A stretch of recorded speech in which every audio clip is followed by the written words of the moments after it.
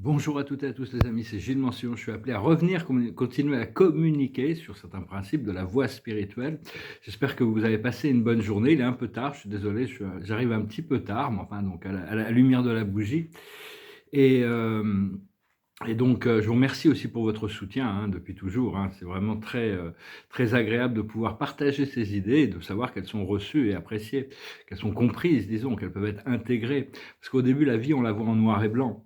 On voit ça comme un show en noir et blanc, le bien et le mal, ce qu'on veut, ce qu'on veut pas, tout est polarisé. Petit à petit, on commence à voir on prend conscience que rien n'est noir, rien n'est blanc, mais tout est gris foncé, gris clair.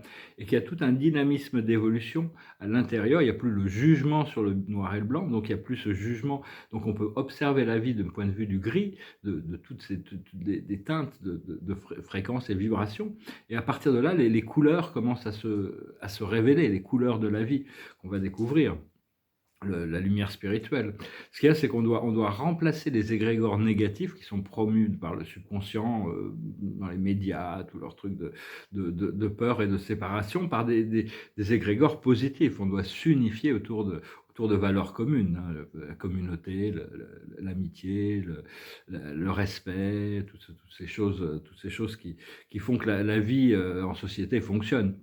Parce que l'univers est affecté en réalité avec à chaque fois qu'on est affecté, l'univers est affecté avec nous, mais à chaque fois on a une victoire, l'univers est victorieux avec nous. Tout est euh, la vie, c'est vraiment une opportunité égale. Tout le monde reçoit une énergie qui correspond à son existence, à sa réalité. Et quand on peut voir derrière la scène, on peut voir les expériences, les vies passées, les origines karmiques de tous les êtres, on s'aperçoit qu'ils sont exactement où ils doivent être. On est exactement où on doit être pour remplir certaines leçons ou apprendre certaines leçons ou remplir certaines expériences. On a choisi dans cette vie de prédéterminer certaines expériences et d'apprendre certaines leçons. Comme le Bouddha il disait, le dharma, la loi, tous les principes de la spiritualité, c'est juste un bateau qui nous permet de traverser la rivière. On n'a plus besoin du bateau une fois qu'on a traversé la rivière. Donc tous les outils sont très utiles. Cela dit, il faut les considérer tels qu'ils sont. Utiliser les mantras, les prières, mantras, prières, méditation, décrets, tout ça, il faut continuer. Mais il faut continuer à les évoluer et voir comment on se sent. Savoir aussi, on parlait beaucoup de ce flash solaire, mais le flash solaire, il ne va pas forcément être nécessaire. Donc s'il n'est pas nécessaire, c'est beaucoup mieux, parce que ça crée un choc dans la société. Donc c'est un joker qu'on garde dans notre jeu, et on pourra toujours la jouer si ça devient nécessaire, mais il n'y aura peut-être pas besoin de ce flash solaire. Et je voulais aussi parler il y a beaucoup de gens qui s'inquiètent des invasions extraterrestres. Il y a déjà un groupe d'extraterrestres qui a complètement envahi la Terre. Ils sont en contrôle. C'est trop tard, ils sont partout. Je parle des chats domestiques. Ils sont partout, ils sont confortables, ils sont chez eux. On a appris à cohabiter avec et on apprécie leur compagnie, mais ils sont partout. Ils commandent, ils ont un très bon PR sur Internet, ils dominent l'Internet, ils sont vraiment bien installés. Donc, enfin, ce sont des puissants centres d'énergie. Ils sont connectés au monde de l'antimatière. Et bon, donc ils ont un pouvoir de nous calmer aussi. Et on peut aussi comprendre qu'en enlevant le jugement, on a tous participé avec certaines vies qui étaient significatives dans l'histoire, d'autres qui étaient anonymes, mais on a tous participé à la création de cette société. Et on s'est tous incarnés du côté sombre aussi. Donc il faut arriver à pardonner tous ces côtés sombres pour arriver à intégrer, parce qu'il y a toutes sortes de mémoires qui se réveillent. Et donc... Oui, parce que bon, dans la société, il y en a beaucoup qui vont tomber de très haut sur leur piédestal avec ces illusions de grandeur de leur ego. Nietzsche, le super-ego. En réalité, Dieu seul a le pouvoir. Dieu, le jour où Dieu décide qu'il y a quelque chose qui se passe, ça se passe. Donc, il ne faut pas trop les juger. Je parlais aussi des sociétés secrètes. Il y en a toujours eu. Il y en a qui sont pour la vie, qui luttent pour la liberté de l'humanité, et d'autres qui pour le plaisir personnel, leur pouvoir personnel, ou tout simplement des motifs plus négatifs. Au début, il y a les Rose-Croix et les Illuminati qui ont un peu formé beaucoup d'organisations secrètes qui étaient positives se sont retrouvées un petit peu envahies par des fonctions assez négatives, comme je sais pas, les francs-maçons ou même les Templiers. Hein, les Templiers, bon, on va en avoir besoin d'eux, c'est une sorte d'armée en réserve, disons. On va avoir besoin d'eux pour éclairer à certains moments.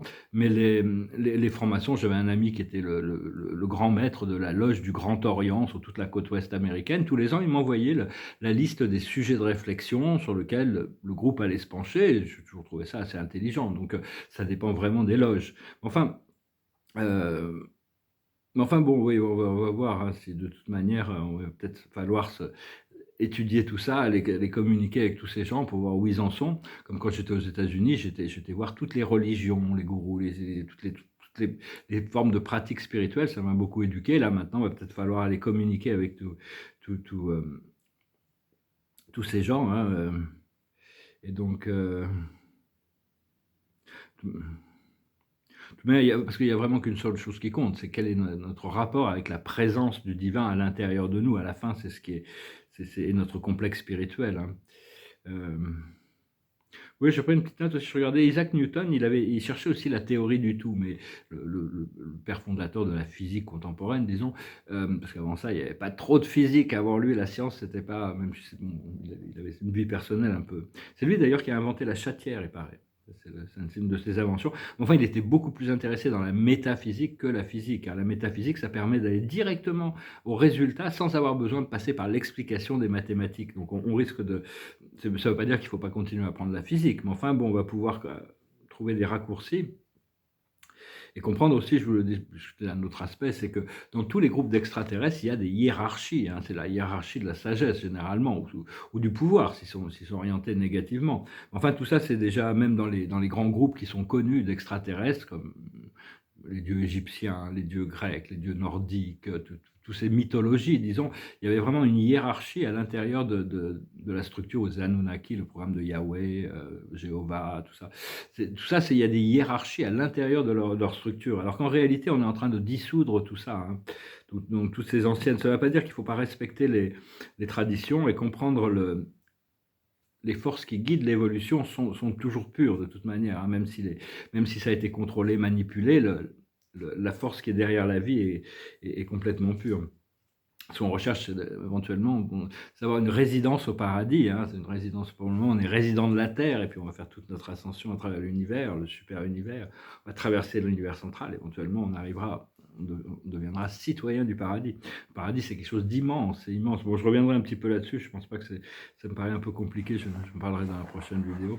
Rentrer un petit peu sur les 7 corps de la finalité, parce que bon, nous, on va devenir des puissants messagers. Généralement, la grande majorité des humains qui viennent, des mortels qui arrivent au paradis, parce que c'est un voyage extraordinaire, ça prend des milliards d'années, mais les sphères célestes que l'on traverse, le temps n'existe pas, donc on n'a pas ce rapport au temps comme on a ici.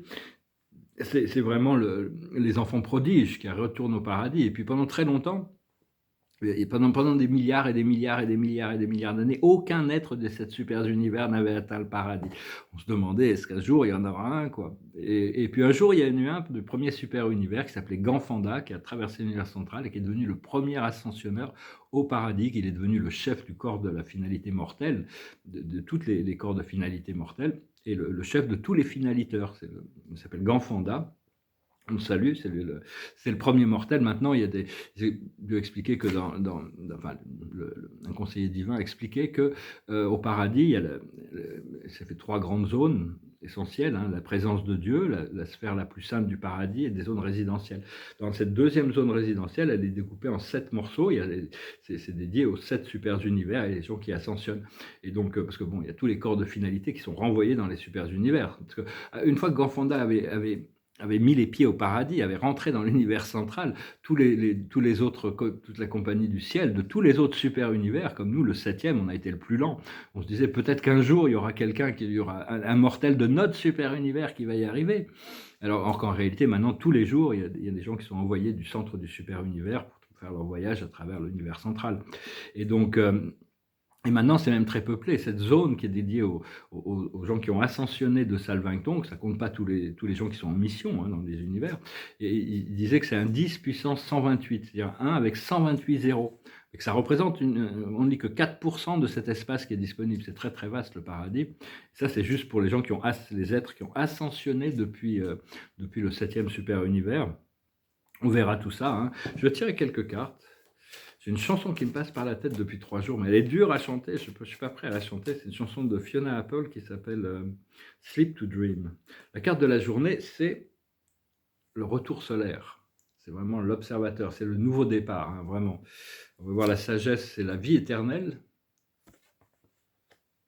Ce qu'il faut comprendre, c'est le threefold riddle. Il faut abandonner la nécessité de devoir résoudre toutes les choses mentalement, hein. Il y a des choses qu'on ne pourra pas résoudre. Il faut rentrer dans l'état de réceptivité pour recevoir les explications de l'esprit.